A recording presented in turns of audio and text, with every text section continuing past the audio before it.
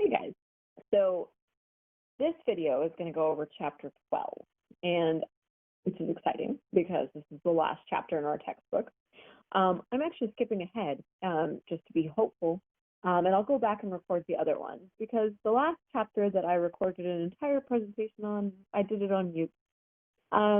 So next time you make a mistake, realize that we're all in this together. And I just couldn't bear to do the same presentation again. So I decided that I was going to be optimistic and just skip ahead a little bit and record chapter 12 now. So chapter 12 is going to talk about public policy in Texas. So it starts off talking about where do we get our money from to do all of the things that we want to do, and then how do we spend it. So we're going to start with that very first part that we were talking about. Where do we get our money from? So we're going to see Texas revenues 2018 to 2019. You can see that our largest source of funding is going to come in the form of state taxes. Second is going to be that federal funding. So think back on chapter 2 when we talked about that indirect reliance that we had on the federal government. You see that playing out here. We also have smaller sources of revenue as well. Interest on investments. So just like you have a portfolio, the state of Texas does as well. Revenues from public land. Remember, we've talked about this previously with the permanent school fund in Texas. Those revenues from public lands are going into funding our primary and secondary schools. And we also get money from licenses, fees, and other minor non-tax sources. Let's talk about some of these state taxes that we have. So we've got general sales tax. Most people are going to be familiar with that. I talked about it a little bit in the last recording where I was on mute. General sales tax is just the amount that you're going to pay when you go into a business and you buy a good. You're going to go in and you're going to pay a little bit of money. Most of that money is going back over to the state of Texas. Some of it is retained by the municipality, but most is going back to the state. That's called a general sales tax.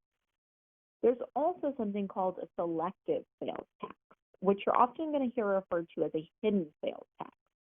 These are taxes that are levied on the sale, manufacture, or use of specific items, such as liquor, cigarettes, and gasoline. You can also see these sometimes referred to as excise taxes. So oftentimes we call them hidden taxes because people don't even realize that they're paying an additional tax. But we put this primarily on taxes, primarily on goods, where we're trying to deter people from using them. Now, for most people, the tax on alcohol is not probably going to keep them from actually consuming alcohol. Same thing is going to play out with regards to gasoline. Same thing is going to play out with regards to cigarettes. In theory, if the tax were high enough, that might deter behavior, but that's part of the thought process behind these selective sales taxes. And the hidden taxes, like the alcohol that we were just talking about, are just taxes that are included in an item's purchase price. Gross receipt taxes is another place that we get some revenue from. These are taxes on the gross revenues or sales of certain enterprises. So when you go into a store and you buy something, you pay a sales tax on that. But there's actually another tax there. The merchant is paying a tax as well. So that item that's being sold is basically being taxed twice. You're being taxed, and the merchant who's selling it is also being taxed. Finally, on our list, we have severance taxes. These are taxes on the production of raw materials. So materials such as oil and natural gas.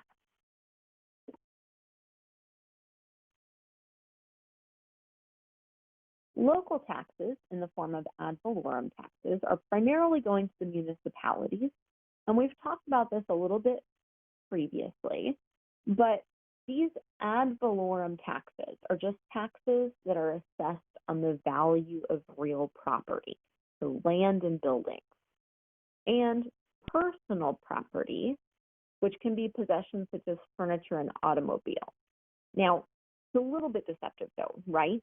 Real property is always up for taxation unless you're a senior or in other ways, some way exempt from having to pay taxes. But anytime we're talking about mineral interest, agricultural interest, commercial interest, residential interest, anytime we're talking about something associated with real property, that's going to be taxed. Personal property will be taxed, but it's only going to be taxed when it's business personal property. So nobody's going to come through your house and start inventorying your stuff and say, well, how much do I think her clothes are worth? Or how much do I think that her bedroom set is worth? Nobody's doing that. They will do that for a business. So they'll come in and they'll say, how much do we think this computer is worth? How much do we think the inventory here is worth? How much do we think this desk is worth? All of those are examples of personal property that can be taxed on a business level. So the politics of taxation, let's talk about that. Taxes are never popular, but they're especially unpopular in Texas. But we need them, right? We have to pay taxes in order for our government to be able to provide us with essential services. Think about all the things that we just kind of take for granted, to be honest. Think about education, funding that comes both at the higher education level and at the lower education level. Think about social welfare programs. Think about things like our roadways, for example, transportation. Our government needs money to do all of that stuff, and its primary source of funding is going to be in the form of taxes. So the big question is always, who should pay? And here's the thing.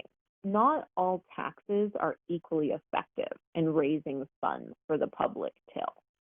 So not all taxes are going to equate to the same amount of income coming into the state. There's two big things that we can do to try to increase tax revenue. We can increase the tax rate. We can also increase the tax base. So a tax rate is the amount per unit of taxable item or activity. So we could say instead of the 8.25% sales tax, we want to increase it to 10.25%. That would be an increase on the tax rate. The tax base is the object or activity being taxed. So that's basically, we're going to try to tax more people. Not that we're going to raise the rate like we did in that first example, but instead we're going to try to broaden the number of individuals who are being taxed. The most effective form of raising revenue for the public till is going to be in the form of broad-based taxes. These are going to be taxes that are paid by a large number of taxpayers.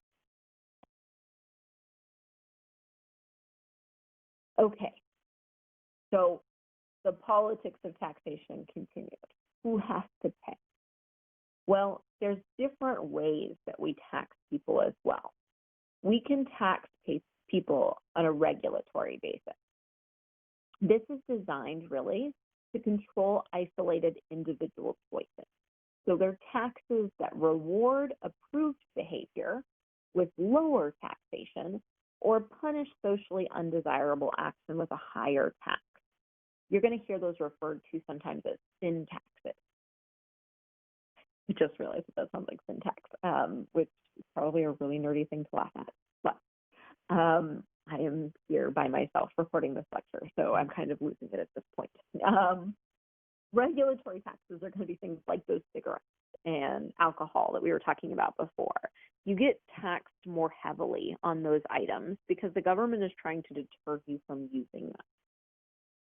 Benefits received taxes are a tax that's assessed according to the services received by the payers, and ability to pay taxes are apportioned according to a taxpayer's financial capacity.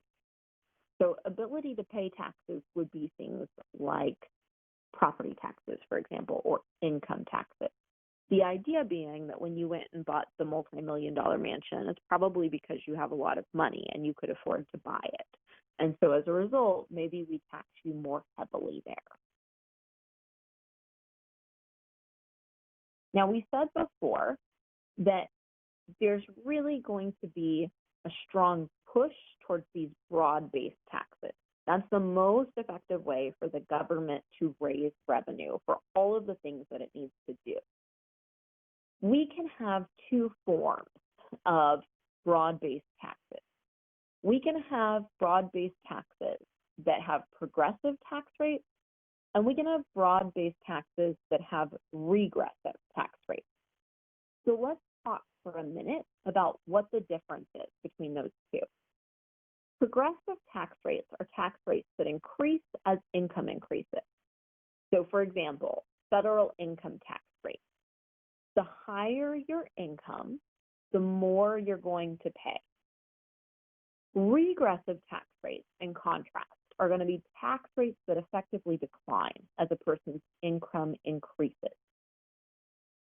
This is going to be seen in the general sales tax model.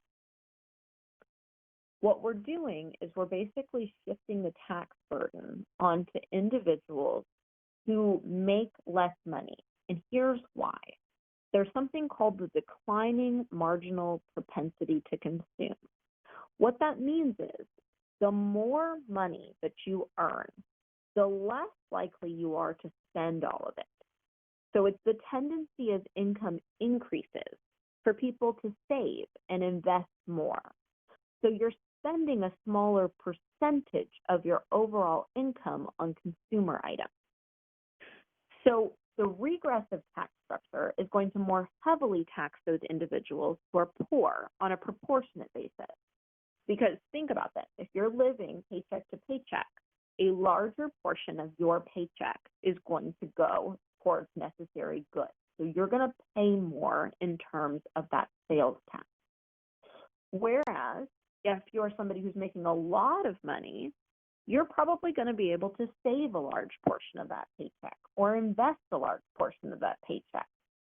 So relatively speaking, you're not paying as large of a proportion of your total income as that person who makes less money. That's the difference between progressive tax rates and regressive tax rates. Now, states have a choice when they're looking at these broad-based taxes. They can say, we want to do a state income tax, or in the alternative, they can go in and they can do a sales tax. Texas has opted for the sales tax structure. Texas, in fact, has one of the most progressive tax structures among states. Lower income families pay a vastly disproportionate share here. So why do we do it? Well, there is a flip side, and people who are in support of this regressive tax rate structure are going to point to something called supply side economics. If you're thinking back to your history classes, think of trickle-down economics. This is a really closely related idea. Supply side economics is the theory that taxes on higher income individuals should be kept low to allow them to save and invest to stimulate the economy. So that's the idea behind really taxing more in a regressive tax structure than a progressive tax structure. This next slide that's been picked out for you in your textbook is just designed to show you what a progressive tax structure looks like. So this shows you the different tax brackets, and it shows you that progressive income tax rates increase in a stair-step fashion as income increases. So you can compare the 7 columns of rates for various income levels. And while you're doing that, notice that regardless of the total taxable income, the tax rate on the first 9,000 whatever is 10%.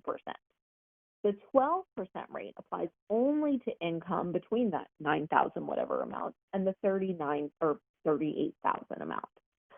Taxpayers earning over $1 million do not pay 37% of their entire income. Their first 10,000-ish is still taxed at that 10% taxable rate. So that's what we see in a true progressive tax rate structure. You get taxed more as your income increases.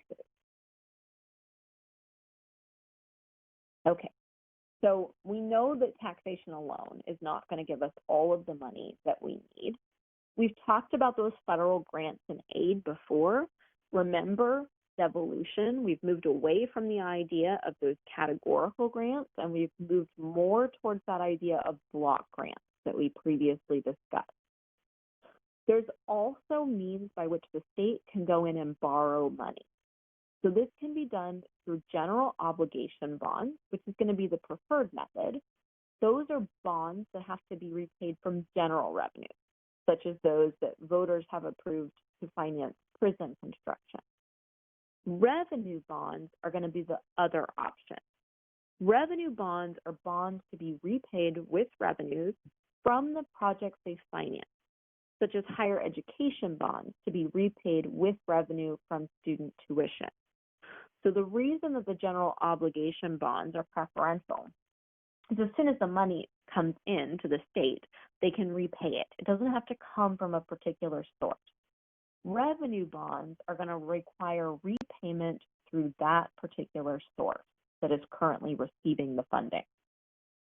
We've also got other non-tax revenue, so lotteries, licenses, fines and fees, dividends from investment, sales and leasing of public land.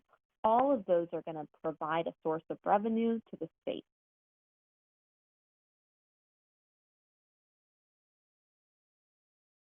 So how do we figure out where money goes in the state of Texas?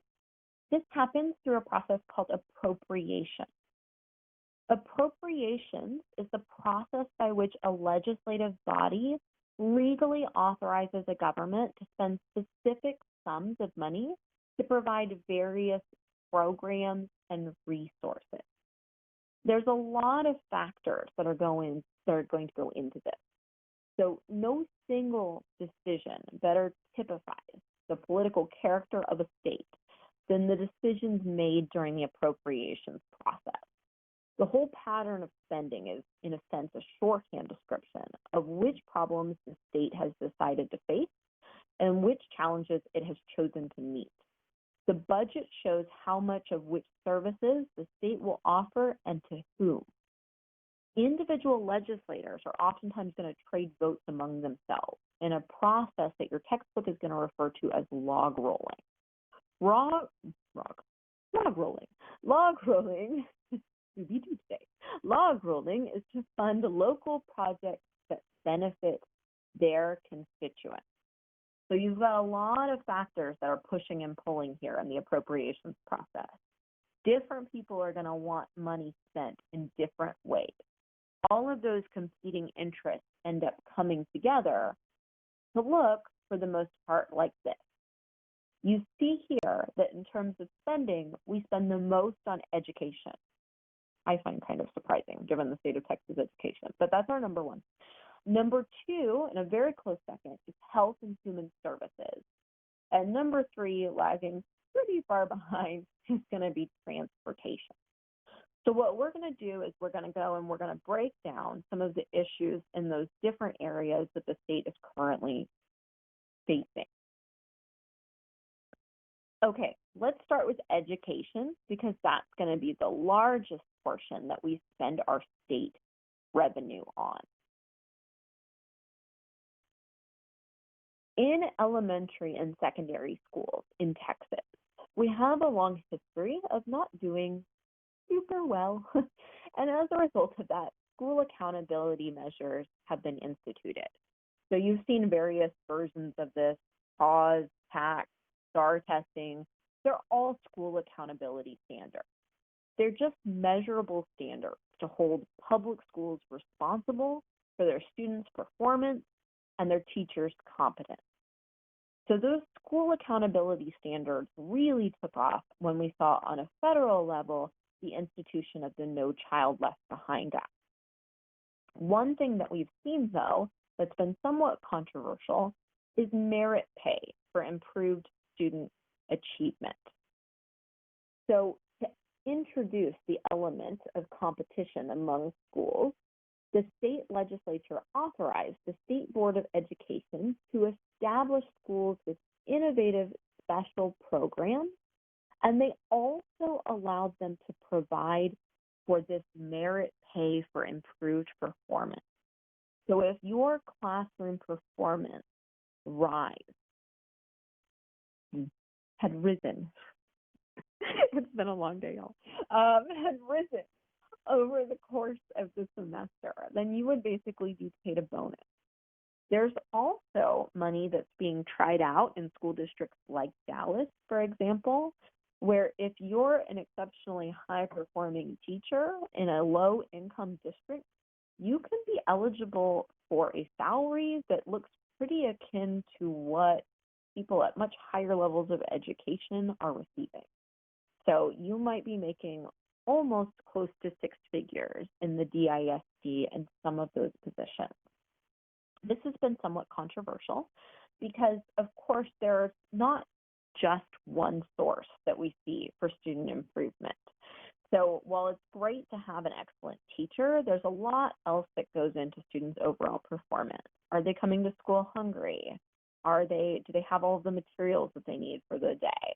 Are there school resources available to help them with tutoring and with social support services? So a lot of people have said that this merit pay for improved or continual achievement is really not very fair to those individuals who are maybe working in those lower income districts with less resources available to them. Okay, so we said that they've introduced merit pay, but we also said that they had introduced competition among the schools. That's the idea of these charter schools. Charter schools are publicly funded schools that operate independently from the district system. So publicly funded but privately run. That's the key to charter schools. And you can have charter schools for any number of different things. You can specialize in a particular area like the arts or the classics, or you can be web-based learning, or it can be a school that specializes in helping kiddos with a particular type of disability. There's all different types of charter schools. The charter is just their governing document. Why charter schools get a little bit of flack is that they basically allow for the resources the state would be providing to those public schools to be diverted over to these other school systems. So let's say that your kiddo is supposed to go to a relatively low-performing school in Fort Worth. Let's say that you can't afford a private school. Well, you could instead send your kiddo to a local charter school. The charter school then is going to receive the funds from the state that would have gone to your local public school. So a lot of people feel like this growth of charter schools is diverting funding away from public school systems, some of which were already struggling, and instead giving it to these privately held corporations that maybe don't have the same level of oversight that we would hope to traditionally see in the independent school district system. Well, the counter viewpoint to that is that for those low-performing school districts, this does provide their parents with some level of options and choice. So instead of having to send your kid to this school that's underperforming and has huge classroom sizes, this provides an opportunity for people to give their child the level of education that they maybe want, regardless of their financial status. One of the videos that I've uploaded into that additional course folder, if you're interested and you want to take a look, or if you're struggling with this idea of charter schools, we've got some information in there, some videos on charter schools in Texas. So you might check that out. Okay. You're also going to see some controversy around the politics of how we educate and what we educate on. So one of these things is going to be the curriculum. After adopting controversial science and literature curriculum revisions in recent years, the Texas State Board of Education caused an even louder uproar, if that's possible, when it largely ignored the advice of professional educators and voted along party lines to establish social studies curriculum standards for the upcoming decade. What happens is the SBOE, which stands for the State Board of Education, selects a list of approved textbooks that the state may buy for public school courses. And so the textbooks, just like the curriculum, tend to reflect a very conservative viewpoint because on the whole, our politics right now in the state of Texas tend to look a lot more conservative, right-leaning. So that will include things like taking out discussions of evolution. It includes things like whitewashing history, taking out the fact that slavery was, in fact, a really large part of why the Civil War was fought. It can include putting in abstinence-only sex education and taking out any other forms of sex education that would traditionally be provided. So this has led to a little bit of a culture war, with Texas really kind of being at the forefront of this. The textbook selection process generates intense political battles between conservative groups. You can see this in groups such as Truth in Textbooks, and liberal groups such as the Texas Freedom Network. And they're basically waging this fight over what are Texas kiddos going to be taught in Texas schools. Faculty members are also vying for an increase in salaries at any given time in primary and secondary schools, and they're also looking for an increase in benefits. So you see that playing out in terms of some of the issues that are currently being faced. Okay. Public school finance also becomes a pretty large issue that our state has to tackle. If you think back into one of those earlier chapters when we were talking about Kirby versus Edgewood Independent School District, remember we discussed the Robin Hood Plan. And the Robin Hood Plan was pretty unpopular and pretty controversial on the whole. And we still have a modified version of that in effect, where we are taking money from the more income-rich districts and guaranteeing that each student is going to receive a certain base level from the state. Those ad valorem property taxes and where they're being sent, just like we talked about earlier, are still an issue that remains and that's debated pretty much every single legislative term in Texas. Another area where we're going to see a lot of debate is this concept of school privatization. This refers to the voucher system. The voucher system is one in which the government allows for people to send their kids to the local public school, to a charter school, or to a private school. And the state will spend whatever money, they'll send the money to whichever school you decide that you want to send your kid to.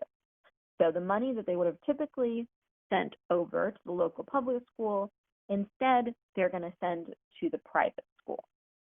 Well, people who are in support of this says that this adds another level of school choice, which school choice proponents are obviously going to be in favor of.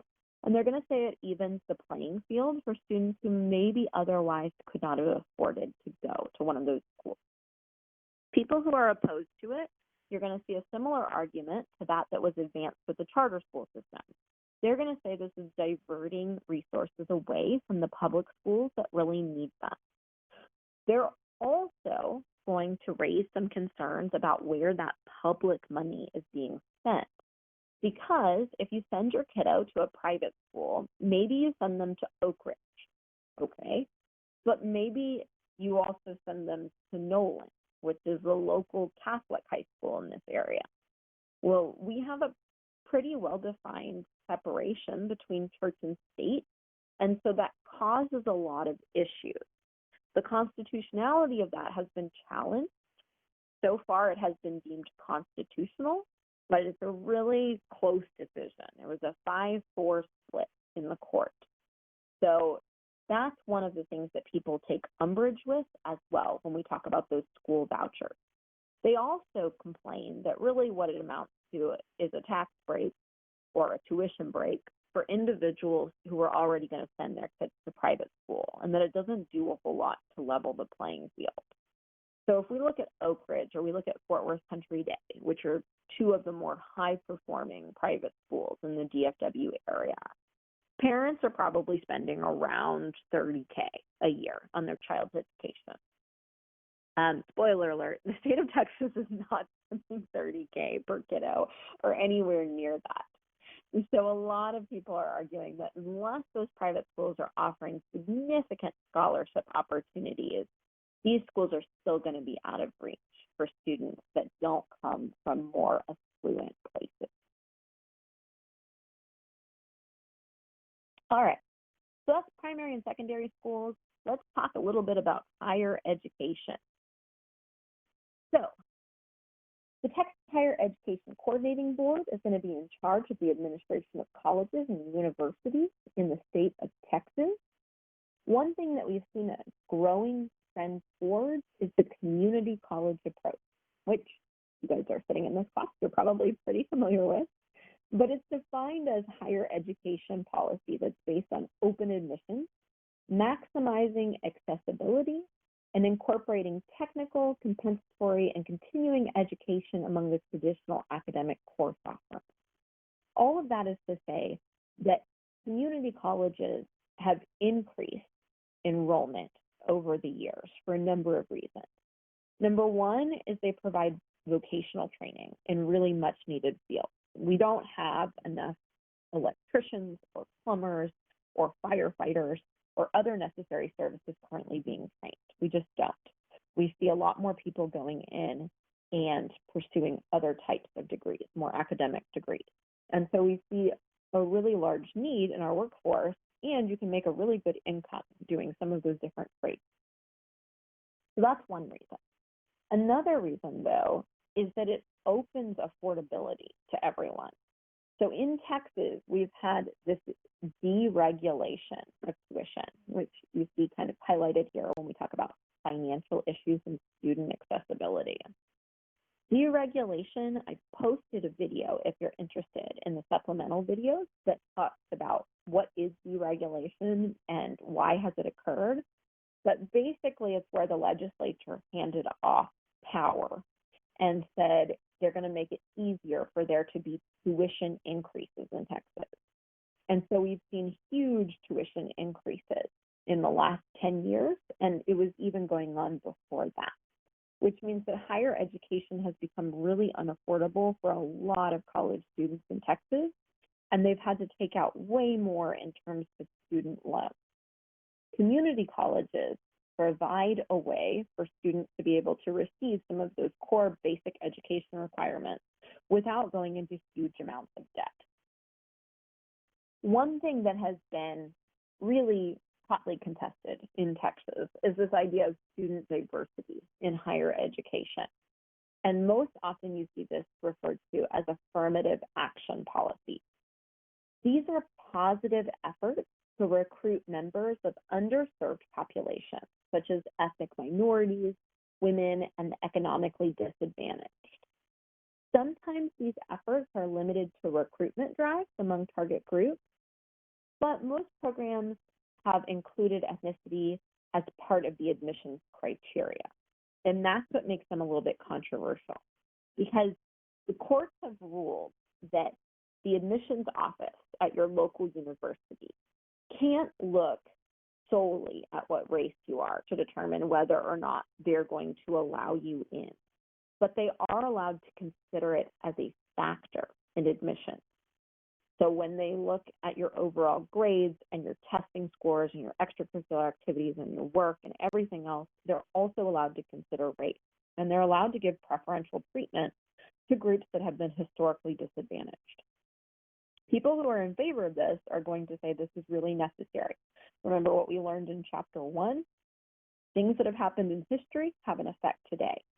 So all of those policies of racial segregation that we saw seem like a while ago really weren't that long ago. Remember, Mansfield Independent School District wasn't actually integrated until 1970 when we had that desegregation order laid out by the court. And so you see the ramifications of that in terms of current students today. that's what affirmative action is designed to help with, and also to expose people to a variety of different backgrounds and experiences. So if you go to school with just the kids in your own neighborhood, when you go to university, you're maybe not really learning that much about the world. So people who are in favor of affirmative action are going to point to those reasons as good reasons to keep it. People who are opposed to it basically feel like it's reverse discrimination. They think that race should not be considered at this point in time, and that to consider somebody with the same test scores and the same grades, or even higher test scores and higher grades, but not give them admission because you're going to allow somebody from a different racial or ethnic group to take their place, they feel like that is discriminating against them. So there's two sides to that argument, and those are the two sides. Student retention has become a big issue when we talk about quality of education, as well as individuals who are actually able to complete their higher education. There are actually schools now that are willing to forgive part of your tuition, some of them almost all of your tuition, if you can make it out within 4 years. Because overwhelmingly what we see, our students are not staying in just for that 4-year period that we would traditionally associate with a degree. Instead, we see students staying in for a much longer, oftentimes 6-year period or 7-year period, which is not ideally what we would like for them. We also see a lot of students who start to attend college and who don't finish. One of the big areas that we see really struggle with here is state funding and fees for Texas public colleges and universities. Universities being those 4-year institutions, and those 2-year institutions being the community colleges. We've seen a huge increase in enrollment in community colleges for all of the reasons that we've talked about, yet we haven't really seen the state of Texas step up funding to those community colleges the same way that it does to those more traditional 4-year universities. So you can see here that the net tuition and fees for those 4-year universities has hiked substantially over time. And you can see as well that our funding on a community college level doesn't look anywhere near the amount that they're receiving at the 4-year college level. So there's been quite a bit of criticism of that.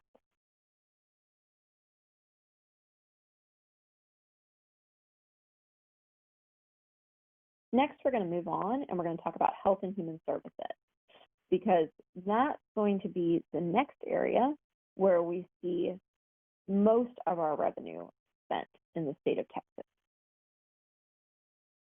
Okay, so let's talk first about the different types of health programs and what is and is not socialized medicine. So you hear a lot of people in Texas complain about this concept of socialized medicine. Socialized medicine, when we strictly define it, is socialized medicine in a healthcare system in which the government hires medical practitioners who work at government-owned facilities to provide healthcare. You can see this in Great Britain. You can also see it in the U.S., but in a more limited fashion. When we talk about VA hospitals, Veterans Administration hospitals, those are strictly speaking forms of socialized medicine, because those doctors and nurses and hospital staff are hired directly on by the government. Here's where the problem comes in. The term is often applied to healthcare systems in which the government provides healthcare insurance, such as Medicare or Medicaid.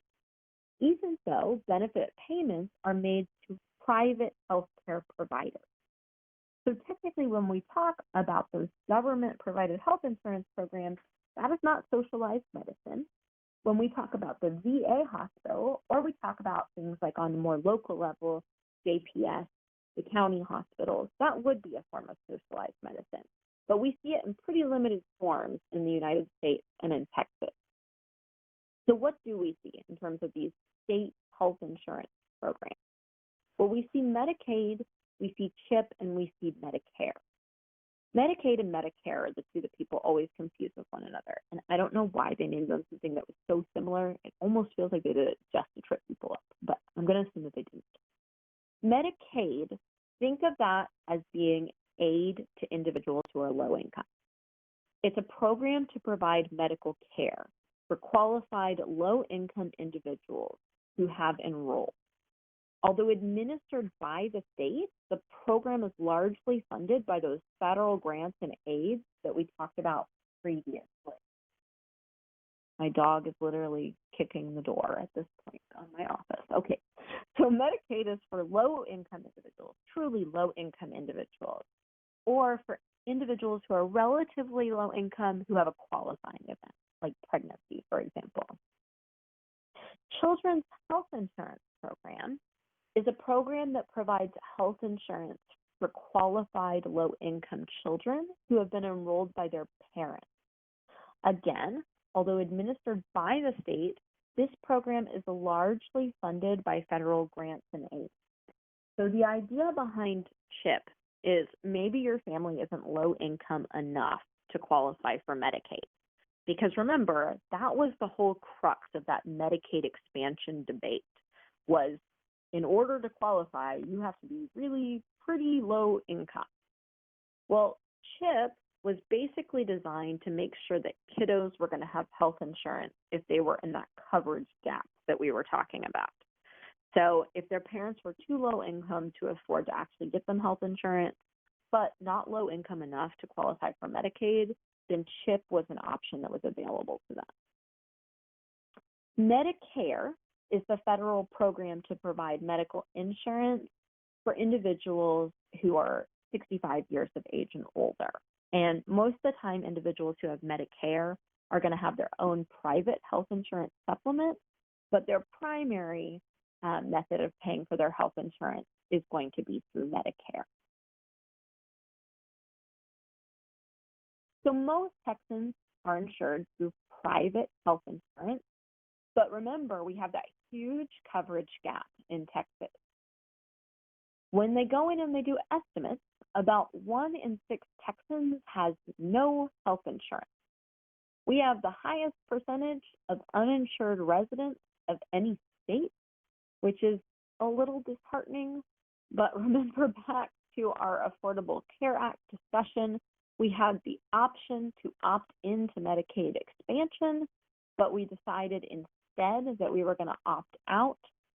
We would hope that we would see some increase in the level of insurance in Texans because of that individual mandate that we discussed. Remember, if you didn't get insurance, then you were going to have to pay a tax. But recent decisions that have been made on the federal government level have relaxed that to the point where basically at this point that individual mandate is more or less meaningless for most individuals. So we still see a large number of Texans who are uninsured. Okay, this is just a chart for those of you who are interested to see how do most people in the United States and how do most people in Texas get insurance. Most of the time, it's going to be private insurance that's provided through their employer. In terms of other forms of health insurance programs that the state provides, we also have income support programs. So the first of these is going to be through a program called Temporary Assistance to Needy Families. You're going to see this really shortened to the abbreviation TANF. So if you see TANF, that just means Temporary Assistance to Needy Families. And this is going to be the one way that we see families actually receive money. So not like a subsidy of some sort, not like a discount or a card that allows them to buy a specific item such as groceries. This is going to be actual income that can go in their pocket. The maximum monthly TANF grant for a family of 3 at the time that your textbook was published was $290. The Texas median TANF grant is less than half the national median. So we actually provide very little assistance to individuals. Now, there are other forms of assistance as well that we've talked about. You can have access to basically like a card that will allow for you to purchase certain types of grocery items. You can get subsidies on your rent. You can get low-income housing provided. There are other forms of assistance, but on the whole, we don't do a whole lot for low-income individuals in our state, despite the fact that we do spend a significant portion of our budget on those health and human services. One of the other types of social insurance that we provide is unemployment insurance. This is an insurance program that is designed to provide compensation as a partial income replacement for those who have lost their jobs. It is a social insurance program financed with taxes paid by employers. So what that means is if you get laid off from your job, so you didn't get fired, like you didn't commit some bad act on the job, and you didn't quit, you didn't tell your boss, shove it, I no longer want to work for you. You got laid off just because of what was happening currently, which unfortunately is happening a lot right now in Texas because of COVID-19, then you're eligible for unemployment insurance. And that's basically where you receive a portion of your pay until you find another job, or more likely for a very specified period of time. It's administered through the Texas Workforce Commission, which you'll see abbreviated as the TWC. Your employer, while you pay taxes out of your paycheck, your employer also pays taxes for having you. And part of those employer taxes are those TWC taxes that are paid in to make sure that if your employer has to lay you off for some reason, no fault of your own or theirs, they just don't have the resources to pay for you, then you're able to get unemployment insurance. A lot of people get kind of bristly when they talk about this idea of health and human services because they don't like the idea of welfare. Welfare is actually unearned government-provided benefit. So this myth of welfare a lot of times really centers around this idea that people are just living off of the dole. They are not actually trying to make their own money. They're working off of hard tax-paying individuals. The reality of the situation is, yes, there are always going to be people who exploit any system that we create. I have personal interactions and knowledge of individuals who do just that. But that's not really the reality for most individuals. Most individuals have fallen on hard times, and they're not purposely trying to exploit the system. So let's think about that TANF payment that we were discussing a minute ago. Okay, it's probably not going to be super advantageous to you to go and have a kid so that you and your spouse can receive $290 a month. Because, spoiler alert, kids take all your money. So if you have a kid, it's going to cost a lot more than $290 a month for food and for extracurricular and for all of the clothing that they're outgrowing and for diapers and for formula and for whatever else you need for your child, which is going to be a huge amount. So most of the time when we're talking about this, we're just talking about a form of social insurance. So it's public insurance programs such as Social Security and unemployment compensation, in which eligibility is based on tax premiums paid by the beneficiaries or their employers rather than just need a loan. And we're also talking to some extent about an income redistribution for those individuals who are most at need. Do you really want the kiddo whose family members are poor to not get lunch that day? If the answer is yes, just don't tell me about it. You're entitled to your opinion, but it's probably not something that most people want, hopefully.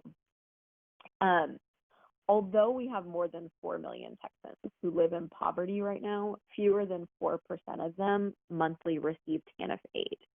And the only able-bodied adults now receiving income assistance are parents with sole custody of young dependent children. probably the most serious problem for the welfare system today is that it alleviates rather than cures. Most public assistance programs are designed only to relieve the most severe pains of poverty, but not to cure the actual causes of poverty. So in order to do that, we need to look at things that are a lot more systemic. We need to go back to things like the education issues that we were talking about previously.